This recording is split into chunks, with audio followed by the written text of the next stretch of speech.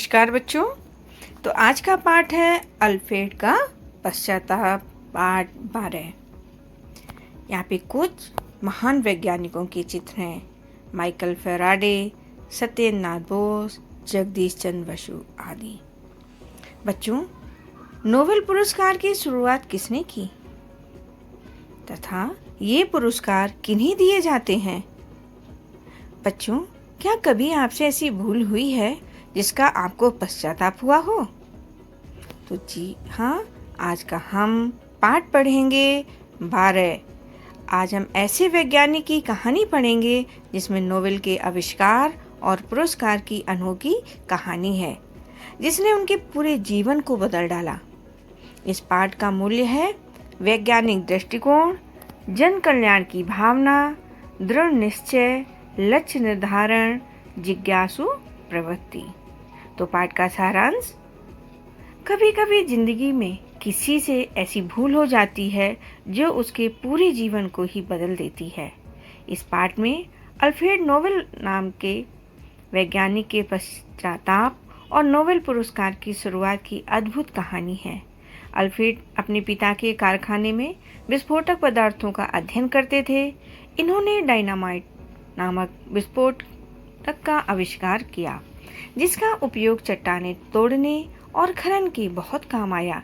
एक बार कारखाने में भयंकर विस्फोट होने से कई कामगारों के साथ साथ अल्फ्रेड के छोटे भाई की भी मृत्यु हो गई।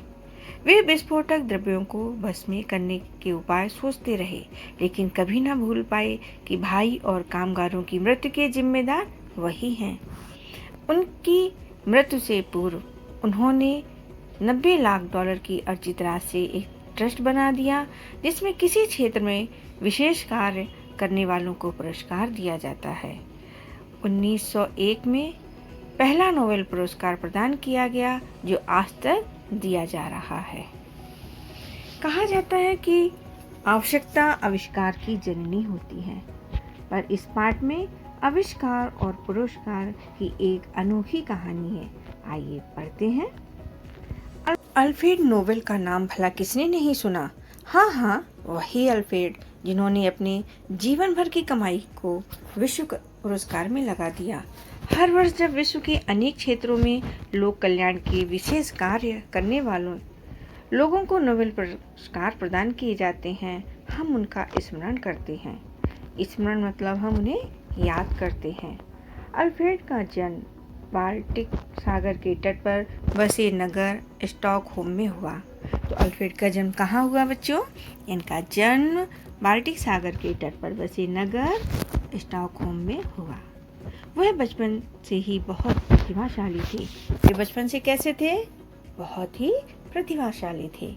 पढ़ने लिखने में उनकी इतनी रुचि थी कि घर में बड़ों के लिए आई पुस्तकों को भी न छोड़ते। जिज्ञासु इतने कि परिवार के सदस्यों से ही नहीं बल्कि घर आए अतिथियों से भी प्रश्न पूछते रहते। अतिथियों मतलब जो भी गेस्ट आता उनके घर में, उससे भी वे क्वेश्चन पूछते रहते थे। वो इतने जिज्ञासु थे। जिज्ञासु मतलब उनको इतनी जानने की इच्छा रहती थी, तो वो कुछ न कुछ प्रश्न सभी से पूछते रहते थे। अल्फ्रेड अभी 9 वर्ष के ही थे। 9 वर्ष मतलब 9 ईयर्स के थे। इनके पिता 1842 में सेंट पीटर्सबर्ग में आ बसे। यहाँ वे रूसी सरकार के लिए खेती के औजार बनाने का काम करने लगे। साथ ही साथ अग्नि, अस्त्र, सुरंगों और तारपीड़ों का निर्माण भी करते रहे।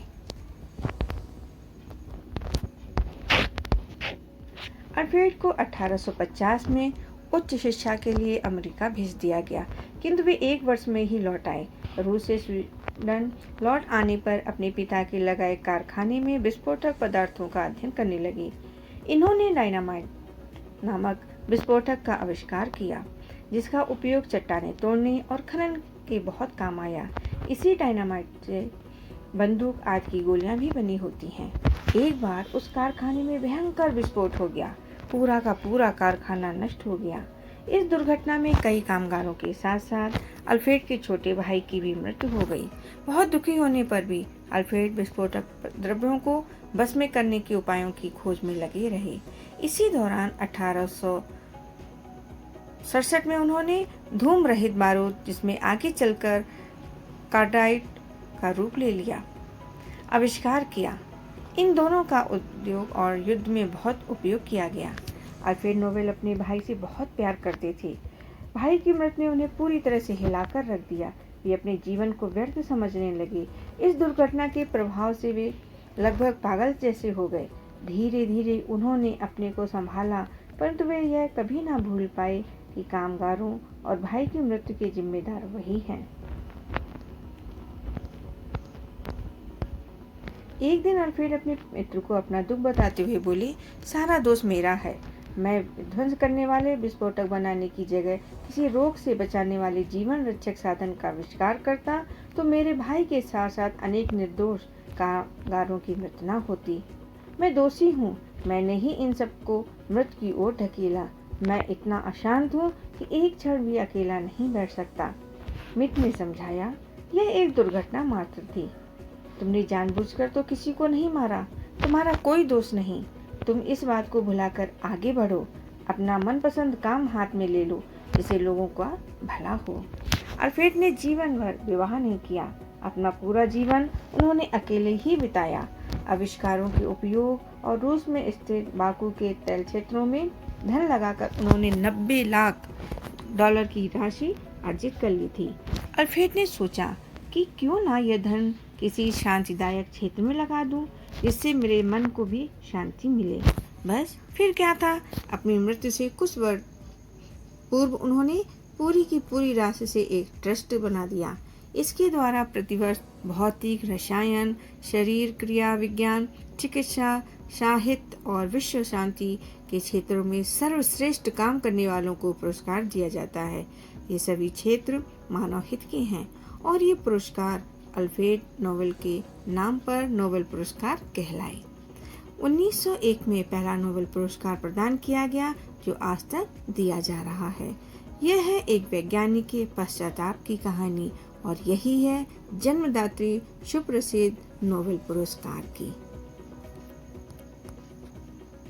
शब्द और अर्थ। पश्चाताप, गलती का पछतावा। स्मरण, याद रखना। जिज्ञासु, जानने की इच्छा रखने वाला। आविष्कार, खोज।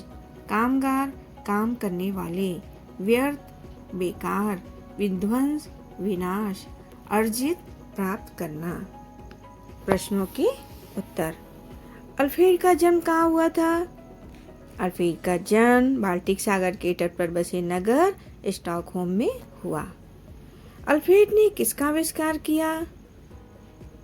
अल्फ्रेड ने डायनामाइट नामक विस्फोटक का आविष्कार किया। अल्फ्रेड के पिता के कारखाने में क्या हुआ था?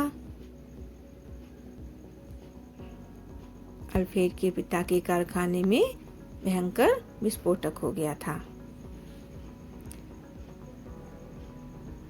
नोबेल पुरस्कार किन्हें दिया जाता है?